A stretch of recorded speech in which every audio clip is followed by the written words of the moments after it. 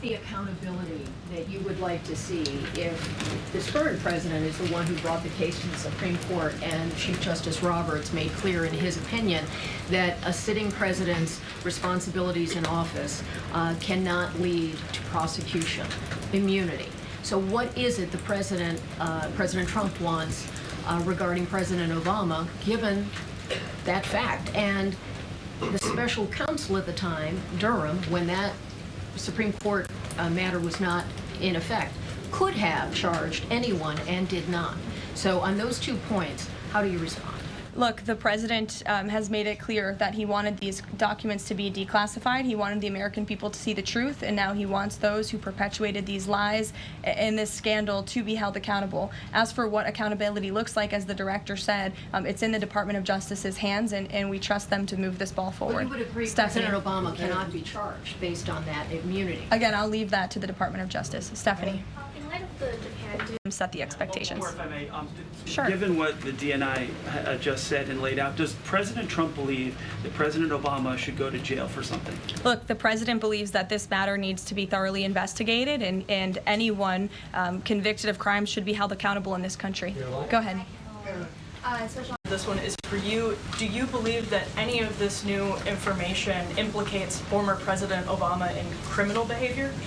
We have referred and will continue to refer all of these documents to the Department of Justice and the FBI to investigate the criminal implications of this. For even former President Obama? Correct. The evidence that we have found and that we have released directly point to President Obama leading the manufacturing of this intelligence assessment. There are multiple pieces of evidence and intelligence that confirm that fact.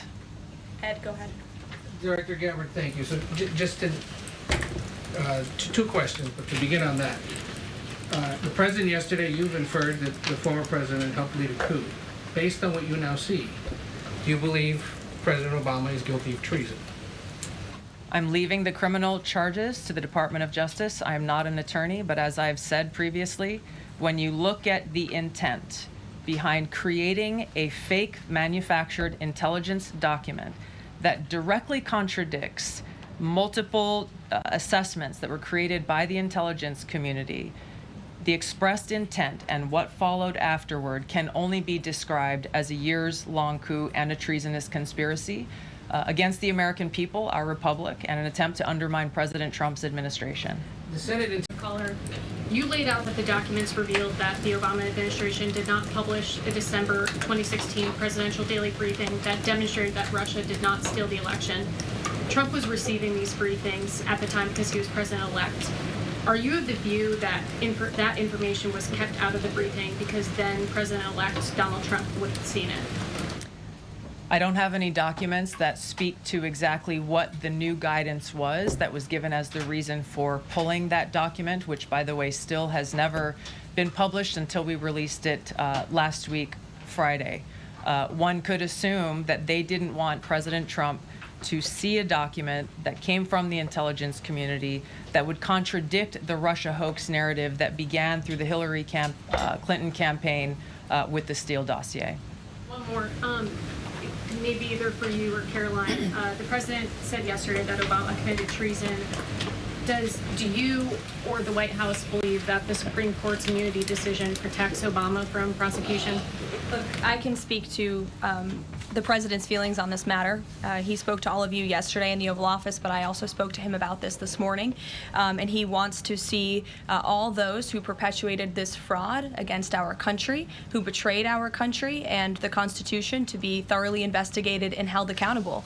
And it's been 10 years of this. And I would just add, based on everything the director has said and declassified, all of you in this room should go through it and take a look at this report and review the intelligence, because unfortunately that hasn't happened. And many of the people who perpetuated this hoax Clapper, Andy McCabe, James Comey, and many others have been hired by major networks in this room to go on television and continue to spew these lies, knowing that they are lies. And if you all recall, just flashback to 2016 and the years after, the entire Trump 1 presidency was embroiled in this scandal that was perpetuated by the Democrat Party. And you had major Democrat Party officials in this city, namely Adam Schiff, Hillary Clinton, Elizabeth Warren, who went on television and told the American people, Donald Trump is an asset of Russia. It was a lie. They always knew it.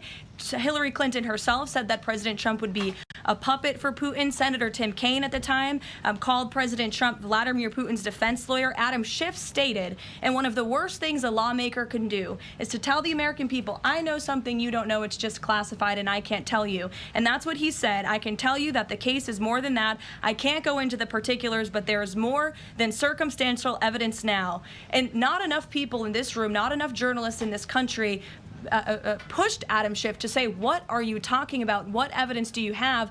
Everybody just ran with the lies, and it led to impeachments. It led to the division of our country. Unfortunately, so many Americans, from listening to outlets in this room, believed in these lies. And it's a complete scam, and it's a scandal, and the president wants to see accountability for that. Phil. Thank you. Question for Director Gabbard. A spokesperson for former President Obama said in a statement earlier this week, quote, nothing in the documents issued last week undercuts the widely accepted conclusion that Russia worked to influence the 2016 election but did not successfully manipulate any votes. How do you respond to critics like former President Obama and also others on the Hill who say that the administration is conflating apples and oranges here, conflating allegations of actual hacking of voter machines and allegations of interference generally? I think it's a disservice to the American people that former President Obama's office and others who are criticizing the transparency that is being delivered by releasing these documents. They are doing a disservice to the American people and trying to deflect away from their culpability in what is a historic scandal and negative action towards the American people and our democratic republic. The answer to that statement can very clearly be found throughout all of the documents that we have released. Again, showing that Russia has took action to try to sow discord in the election, but showed no preference for or against any singular candidate.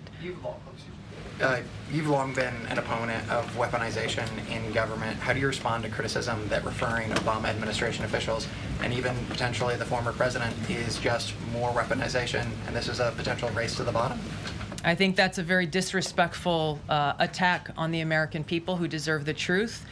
They deserve to have faith and trust in the integrity of our democratic republic, which has been undermined by President Obama through his direction of this manufactured fake intelligence document, knowing that it was filled with lies and knowing that it would and could then be used for all of the actions that came after. Karoline, and I would just add, there needs to be accountability for that weaponization, Phil, that we've seen. And no one has been a victim of the weaponized government more than President Trump, not just because of this political scandal. You all recall his house was raided. So I think, it's very disingenuous for people to say, how dare they speak of former President Obama about this based on evidence and based on intelligence when the former president of the United States, Donald Trump's home was raided, when he was forced to sit in a Manhattan courtroom and many other courtrooms across the country for crimes he never committed, when he was impeached and indicted, and the entire country witnessed that. That's the weaponization of justice. Now the president is back because the American people see the truth. Nearly 80 million Americans reelected him back to this office, and he believes that we need to have justice and accountability. And I think the nearly 80 million Americans who reelected him agree with that. Caitlin. Thank you, Caroline. Two questions for Director Gabbard just on this. Director Gabbard, you referenced the past intelligence reports and assessments on this, including that 2017 one that was signed off, as Ed noted, by every Republican on the Senate Intelligence Community, including the acting chair of the time, now Secretary of State Marco Rubio, who said in a statement that they did not find any evidence of Russian collusion, but they did find, however, is very troubling, and they found irrefutable evidence of Russian meddling. One, are you saying that he's wrong in that statement that he made then? And secondly, What would you say to people who believe that you're only releasing these documents now to improve your standing with the president after he said that your intelligence assessments were wrong? Well, first, I want to correct something that you stated, which was citing the Senate Intelligence Committee's report as being one and the same. I think you said the intelligence community. The Senate Intelligence Committee has a very different function than the Office of the Director of National Intelligence. The evidence and the intelligence that has been declassified and released is irrefutable.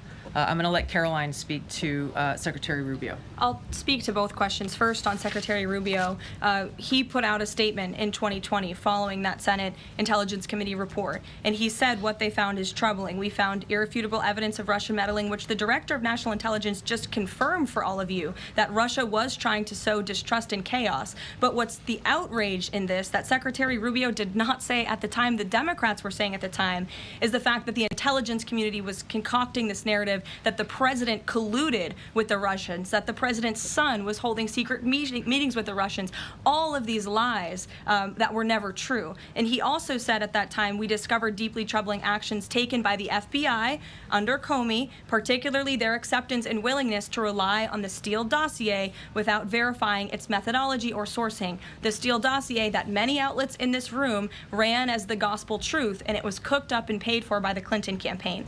As for your second question, Caitlin, I think who is saying that she would release this to try to boost her standing with the president? Who has said that? Well, the president has publicly undermined her when it came to Iran. He said she was wrong. He told me that she didn't know what she was talking about. That was on Air Force One on camera. The only people who are suggesting that the Director of National Intelligence would release evidence to try to boost her standing with the president are the people in this room who constantly try to sow distrust and chaos amongst the president's cabinet, and it is not working. I